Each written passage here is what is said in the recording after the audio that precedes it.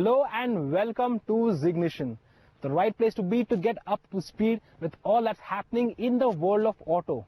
I'm your host Priyadarshan Bhavikar, representing Team ZeeGnition. I'm sure you're wondering what I'm doing with all these lovely Triumph motorcycles behind me. Well, those are for a very special episode that we have planned for you next week. But right now, let's take a look at what's on today's show.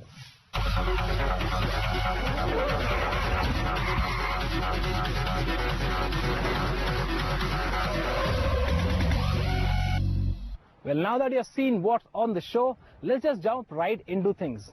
Now, undoubtedly, Maruti Suzuki is the #1 car maker in the country. But they haven't enjoyed much success in the higher segments until, of course, they launched the Ciaz last year. Well, this year, Maruti has launched their first crossover, the S-Cross. And our editor-in-chief Adil Jal Darukhanawala took the S-Cross for a drive near Nasik to find out if it has what it takes to win Indian car buyers' hearts. Maruti Suzuki is the undisputed market leader in the country when it comes to cars. Having said that, it makes its fortune at the bottom of the pyramid. Everything which it does is A+, and B segment cars. It has never made a success of cars going above the Swift Desire or earlier the Esteem. All its products ahead of these cars, like beginning with the Baleno, then we had the SX4, the Kizashi is another example which comes to mind, then the petrol engine Vitara. Everything which it tried to do to move into the premium category either smacked of half-baked efforts or a lack of faith in pushing the product consistently over a certain period of time. The Ciaz, which has just come in a few months ago, is a real case in point. It's trying to break that glass ceiling where the likes of Honda resides. So what does Maruti have to do? It has to think out of the box. It showed something 2 years ago at Auto Expo in the form of the Concept S-Cross. That is the car which has now come into production. Say hello to what they say is a crossover. It's still front-wheel drive. It looks like a larger hatch on a saloon platform. It may have got larger wheels. It has that butch look to it. But will it do the business? Let's put it through its paces here on the outskirts of Nasik, really verdant territory, and let's sample two great engines which reside under the bonnet. A 1.3 which is familiar to many, but the big story is another Fiat-inspired diesel, the 1.6 with 320 Newton meters of torque on tap. That, I feel, would be the clincher.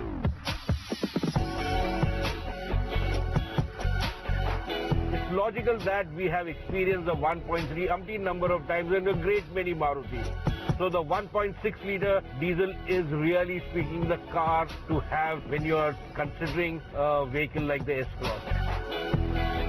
And for good measure, because this large Fiat diesel carries the inherent sophistication and strength of the award-winning multijet and adds more displacement along with lots more lugging power, twisting torque, and the ability to really mile munch in a very, very good manner. It's not just about big engine and a lot of torque, but it's also a question about how well it is mated to a transmission that can use all the torque at different peak points optimally.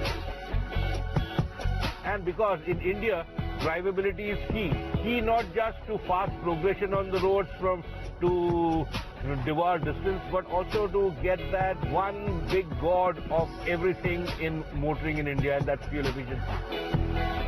And in that sort of vein, the new 6-speed transmission, manual transmission for the S-Cross, which Suzuki has very logically and ideally picked up and mated to the big engine, is a dream. In every aspect, the lightly loaded clutch, but very precise, very progressive. The shift actuation is a dream. Really buttery smooth, but nothing wishy-washy, and it just really glides into each and every cog with a mechanical ability unlike any. she can lug from as low as 1000 RPM in 4th gear, and once you start going up the cogs, she just keeps on lugging and pulling and lugging and pulling. It augurs well because it's a larger cabin Maruti, unlike any in the business right now in the present day portfolio. So you are going to take everyone in the car, including your mother-in-law and the kitchen sink virtually, if you are going to use it on an excursion out of the city. And this is also a family car par excellence. Where the 1.6 litre packs in its power delivery and pushes it through the two front wheels, and it's the front wheels which do all the pulling rather than many others which use all-wheel drive. And here Maruti has thought it fit to give the right set of tires, because traction will be very, very imperative when you have got more torque. We don't want to lose it on wheel spin, and by and large it's a tarmac configuration, which is the right way to go for a car of this nature. Again, let me quantify. It's a car which looks like a crossover, but it's a large hatch, which is positive as well. Even though the Maruti marketing men will not like me saying this, that it is targeted against the compact SUVs. I don't think it's a compact SUV. It may look butch, but it drives like a very, very good large hatch or a medium-sized saloon. And I think Maruti's true calling could be there. I don't like the styling, not a wee bit at all, but I like what I experience inside the cabin. The leather-wrapped steering wheel, the multifunction switches on that, the touchscreen controls for the audio system, the navigation, the AC is a delight, but then we are right now in the thick of the monsoon where the mercury is anyway dipped low. So all these things will matter later on when we get into peak summers and whatnot. The seats are excellent with great under-thigh support, which is very important on long drives. It's got very good side support as well. Simple touches which really abound. Other than that, the car runs well, she brakes well, she steers excellently. The ride is very well damped, and I think this is where families will find it really a boon, because larger wheels, wider footprint, very well sorted out suspension, and the view outside, apart from that slightly intrusive A-pillar on the driver's side to a certain degree, which is a phenomenon across small cars and large saloons as well these days in the interest of safety. Apart from that, there's nothing to fault as far as driving position is concerned.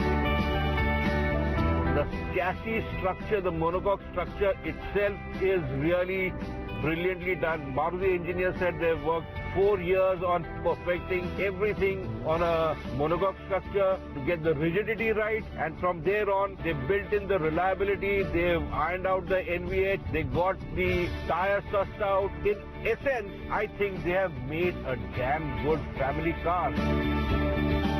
And I think if they really keep faith with this car and push it, then I'm sure the Nexa philosophy will just stay.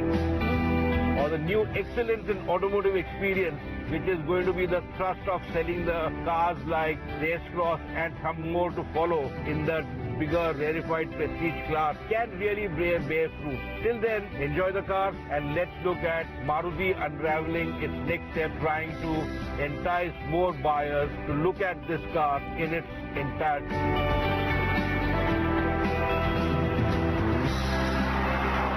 The S-Cross is very, very significantly important for Maruti Udyog, because it says that this is its weapon to start taking on the big boys. Honda is an obvious target, Toyota is an obvious target, but then let's not forget, we have got Renault, which is a big European name, right in the fray. Then you also look at its sibling, the Nissan Terrano, which comes across, so that's another one. Let's not forget Skoda or Volkswagen as well.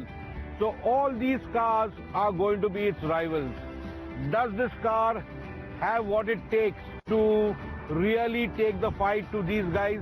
The answer is maybe, for the simple reason that a lot of it is yet unproven, and I don't mean mechanical or the performance or anything. What is unproven is the sales experience of Maruti keeping faith with a car bigger than anything it has ever produced to date, consistently for a long time. So it is because of this that the Nexa sales channel comes in. Whether the Nexa sales channel can get up to speed will determine the prospects for this car, how much, how many and how quickly they can be taken on. As far as performance is concerned, there's a powerhouse beneath the bonnet, so it's more than adequate. Talking about retardation, without performance, you will not have any pleasure, but then for executing that pleasure safely, it has got 4-wheel disc brakes, which are really perfect, and they work very well with the ABS. Sound of caution which I might like to sound is about the quality of the tires, because this is a long car, bigger wheelbase,